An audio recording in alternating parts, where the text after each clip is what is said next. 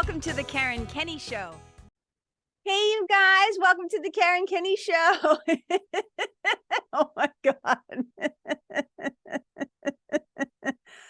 Oh my God, I'm laughing so hard, you guys, because I just waved at the camera like a little weirdo. Like you guys can see me.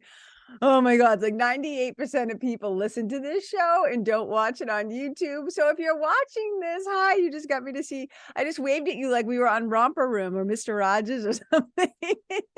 Okay. And we're back. All right, you guys, I'm wicked excited to be here today, and I'm challenging myself to try and do a super short episode. I'm going to try to keep this sucker under like 15 minutes.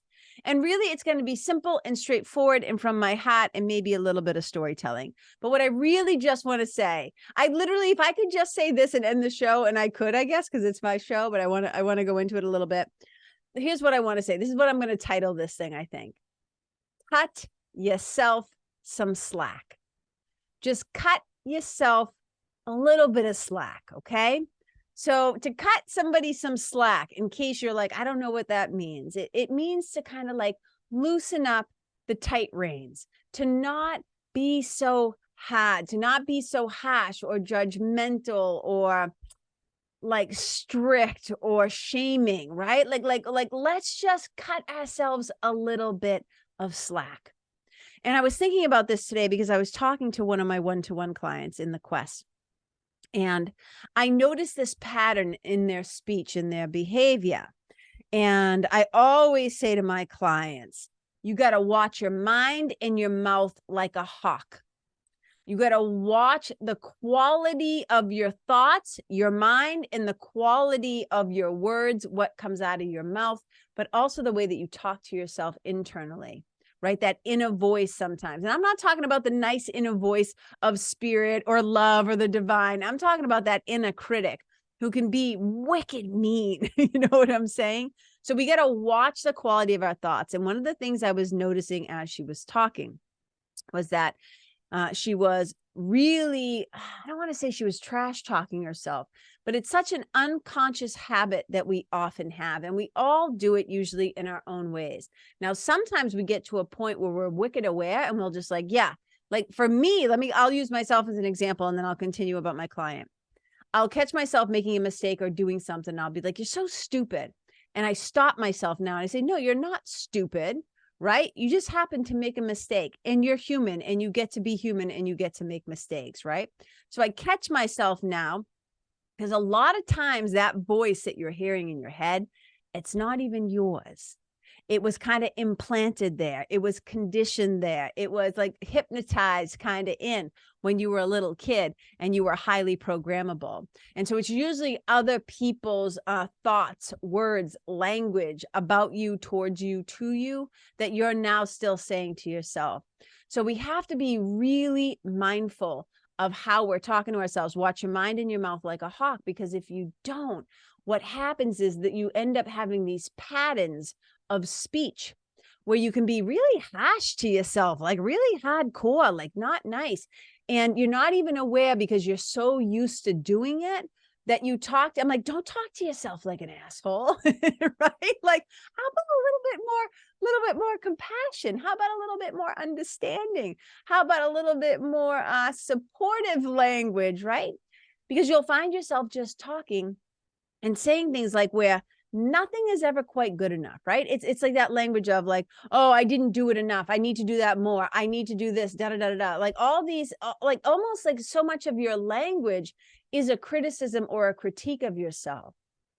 Now, look, there are times and places for that when we're maybe looking back at something and we're trying to figure out how could I have done that better?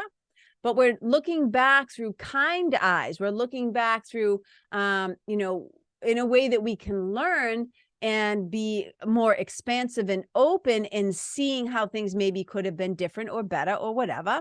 But when we're looking back with like this sharp, like laser that like cuts, like it's so not soothing.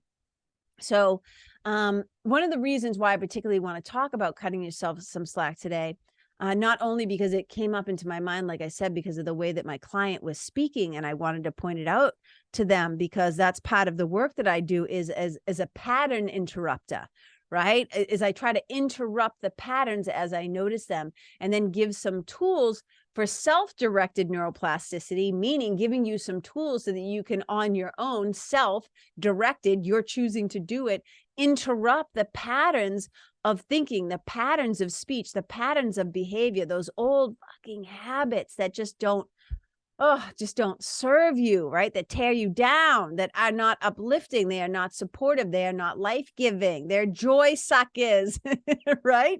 So I was thinking about this concept of cutting yourself some slack because of that conversation, but then also because of something that I posted the other day on social media. And really the gist of it is this. I taught a workshop at a friend's yoga studio recently, and it was a really fun workshop. It was like 3 hours long, and we did like a yoga class, some somatic movement and stuff like that, some somatic work, some movement, all that stuff, some breath work, of course. And then afterwards, we kind of gathered around into a circle, and we started to talk about like spiritual principles. And I did a little bit of coaching the conscious and unconscious mind, and a little bit of spiritual mentoring. And then I was teaching them a practical neuroscience tool that helps to stop anxiety in its tracks. And it was just really, really fun. And afterwards, after we did, all the movement, and we kind of sat together, we had the experience of discussion, and people were sharing, and I was asking questions. And again, I was doing some teaching. And then afterwards, one of the participants came up to me, and she reflected back to me a couple of things. One, she said that it had been a really challenging day. It was the anniversary of the death of somebody that she loved. And then she also told me that she had been a therapist for the last 20 years or so, and that she had really, really appreciated hearing me say out loud, like during the discussion, I just said this, I said, life is just fucking hard sometimes. And isn't that just the gosh darn truth, you guys? Isn't it just the truth? And I was like, don't get me wrong. Life can be wonderful. Life can be full of awe and magic and miracles and all kinds of incredible things, and babies laughing and puppies frolicking and being on the beach, like so much good stuff. There can be so much gratitude, and there can be so much, love, and there's all that stuff, rainbows and unicorns, you know what I'm saying? There's plenty of that. And I'm a person who tends to lean that way. I tend to lean towards the light. I tend to be really positive and uplifting and stuff like that. And then also, let's just be real. Life can just sometimes be a straight up motherfucker. Life can just sometimes totally be brutal and knock you on your ass. And it got me to thinking about how, we don't want to skip over like the hard parts, right? We don't want to skip over the personal development work. We don't want to skip over, right, the suffering and the grief. Like, that's part of it. That's part of the human experience. But while those things are going on, we also want to sometimes cut ourselves some slack when we're in the process of those things. Like when you're in the process of a loss, or you're in the process of a marriage ending, or you're in the process of a great change in your household in some way. You lost a job, or somebody just got diagnosed with a disease, or your car got repoed, or you found out you didn't get the job that you wanted, and whatever it is, somebody, again, maybe I already said this, somebody you loved has died, right? When we're in the process of humaning, because look at humans human, and people be peopling. And when we're in this big experiment of the humanness of it all, in our humanity, when we're bumping up against our humanity, what we don't need at that time is our own contempt and our own judgment and our own critiquing. What we need at that time is for there to be a little bit of breathing room, right? A little bit of space for us to kind of catch our breath. And, sometimes when we're doing the work of growing, when we're doing spiritual development work or personal development work, or whatever we want to call it, we sometimes forget that in that process, we're going to get tired, and we're going to get knocked on our ass, and we might not always show up at 100%. And sometimes we just need to cut ourselves a little bit of slack. And if we approach, right, I'm always like, please don't use spirituality and personal development and all these things, neuroscience tools, all this stuff, as weapons to harm yourself with, to beat yourself up. It's kind of like, sometimes in the learning process, it's going to take us a little bit of time to apply things consistently, or specifically, or gracefully. So, Sometimes we're going to be clumsy. Sometimes we're going to screw it up. And, one of the things that I recognize within myself, first and foremost, is how hard I can be on myself. So one of my things in life is to continue to grow my compassion muscles and to keep to extending myself mercy, tenderness, grace, and compassion. And look, New England kids, we are not known for that. We are known for suck, as I call it, right? This is my phrase, suck it up and stuff it down, right? We demand sometimes excellence from ourselves. We don't like whining. We're just like, just do it. I don't care that you're tired. I don't care that you're sad. I don't care that you're upset. You gave your word. You got to do this thing, whatever the thing is, whatever the culture is expecting of us. Whatever our little culture, right? And I'm going to talk again, I'm going to do a whole episode on this, is expecting of us. But sometimes, you guys, we just got to loosen those tight restrictions a little bit. I'm not talking about making excuses for your shitty behavior. I'm not talking about that. And I'm going to do a whole episode on that too. But I'm saying just sometimes, can we just cut ourselves a little bit of slack? Because this human experience can be exhausting. It can be brutal. It can be overwhelming and confusing and a lot of other things that do not make it easy. So again, I'm not saying that we don't try to be the best self that we can be, that we don't try to be the best me that we can be, right? The best you that you can be. But it would also behoove us to just kind of be a little bit nicer to ourselves. And to take a look around.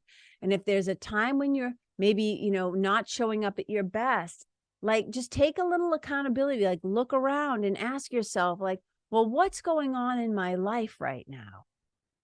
And can maybe like the same courtesy that you might extend to somebody. I've talked about this before. It was something that, oh my God, what's his last name? Tim. It's going to drive me crazy. I mentioned his name before, so I know I've already given him credit once, and it'll come back to me. But I once heard this guy say, I think he's a pastor, but he's also a coach. Oh my God, I can see his name. I can see his face. I just can't get his last name out of my mind. Anyway, onto my tongue. But one time he said this thing that I really loved. And he said, sometimes you just got to let people suck. Like sometimes when people are growing, when people are, expanding and doing this work and becoming more fully themselves, you kind of just have to let them suck a little bit. And so sometimes we also have to extend that grace and that wiggle room for ourselves as well. But here's an important caveat to that, right? Or an important piece to all of that. If you don't create the capacity in your own life to slow down enough. Tim Story, there it is. Thank you so much, spiritual team on the job. That's his name, Tim Story. Okay, listen, if we don't slow down enough, if we don't create some sort of a practice, and whether that's a pranayama practice or getting out in nature or prayer or going for walks with your dog or sitting on the beach or meditation, contemplation, journaling, prayer, self-reflective moments. If basically what I'm saying is if we don't create opportunities in our day and in our life to slow down, you won't even notice the way that you're talking to yourself. You won't even notice the sharp words. I said to a friend today on Voxa, we were talking, and I said, death by 1,000 tiny paper cuts. And that's how we can be towards ourselves sometimes with our wicked sharp tongues. We just slice and slice and cut and cut and cut and cut and cut into ourselves. And instead of cutting into ourselves, what if we just cut the rope a little bit, cut ourselves a little bit of slack, gave ourselves a little bit of wiggle room to kind of grow into, right, ourselves fully, to understand that sometimes we're going to be clumsy and we're going to make mistakes. And also to just, as I've already said, life can just be fucking hard sometimes. And sometimes we just need to sit down and take a breather and to be a little bit more kind. And I also know from working with a lot of New Englanders, that does not feel natural. That does not feel soothing. In fact, there can be even a little bit of internal recoiling when I use words like tender, gentle, kind, compassionate, right? They're just like, no. Vulnerability, like, oh, no, ew, right? But look it, I'm telling you, me as a total masshole has had to grow that self-compassion muscle. I've had to grow that self-worth and self-love and self-acceptance and all the things that come after self, right? Self-trust. Oh my God, I could do like 5 podcasts on self-trust. But here's what I'm trying to say, you guys. It's okay to not be perfect, because perfect is a big, fat, stinky liar, pants on fire. There's no such thing. It's a myth. It's a myth. It's a myth that is designed to keep you in hell and to keep you suffering. I think I said that on a previous episode, but it's worth saying it again. Okay. So I'm not saying let yourself get away with totally crazy behavior, right? I'm saying though, don't be so harsh. Don't be so hard on yourself. Try not to be so judgmental. And when you catch yourself doing it, remember, hear my voice coming into your ears right now. Replay it in your head. Oh, KK said, right? It's okay to cut myself a little bit of slack. I'm not saying cut yourself 12 yards. I'm not saying cut yourself 4 football fields of slack. Just a tiny bit, a sip, as Linda Ty says, just a little bit. Okay. So sometimes we get knocked on our ass. Life is hard. And we need a moment, like you see in the stars and the birds, like in the cartoon when the birds and the stars are like flying around their heads because they're just like a little bit like, whoa, Jerry just hit Tom in the face with a frying pan. So look, that's all I'm saying. When life gets hard, right? Just try to be kind to yourself. Now look I'm also a kid. I know, I feel like I'm playing devil's advocate at this point. I'm also a big fan of the approach of David Goggins. And Goggins is like, he's hardcore, man. He's like, get it done no matter what, like da. And I admire that. And I have respect for that. And I think it's incredible. And it's incredibly inspiring and aspirational and all that. But I'm also a fan of listening to your inner teacher, listening to your inner wisdom, listening to that voice for love inside of you that says, hey, it's okay to sit down and take a breather. It's okay to pause, hit the pause button and take a break. And then let's get back to it, in an hour from now or 2 hours from now or the next day or whatever it is, or whatever, especially if you're going through a period of grief. So I don't know. It was just on my heart. I'm not saying this is the fanciest episode or the best episode, but it was something that I felt like I wanted to say because I hear so many people just being so hard on themselves and so brutal. And I just want to remind you, like, guys, come on. Most of the people that are in my world, we're not slackers. We are doing the best that we can. We are investing in ourselves and trying to grow and trying to better ourselves. And the fact that you even listen to this podcast, right? The fact that you listen to this podcast, because in this podcast, yes, spirituality and storytelling, but all of it is also designed to offer up tools and resources and shifts in perspective. It's like a way of coaching, kind of, giving free coaching away, like through the airwaves. Because if you listen to this show, I know there is some part of you that is trying to, for lack of a better word, better yourself. Or rather than, I would say, improve yourself, I would say to step into the truth of yourself. And it's hard work. And sometimes it can just feel like, oh my God, like, you just want to grab your head and you're like, oh my God, does this process ever end? And I said, well, this being human kind of feels like an ongoing problem. Humans be humaning and people be peopling. And we're in relationship with each other, which then we're not just dealing with our own trauma and our own shit. We're in relationship with people who are also going through it. So again, remember, you've heard me say in the past, and it's not my quote, I'm not sure who first, it's been around for a wicked long time. It goes back a wicked long ways, right? But it's like, be kind, for everyone you meet is fighting some kind of a battle.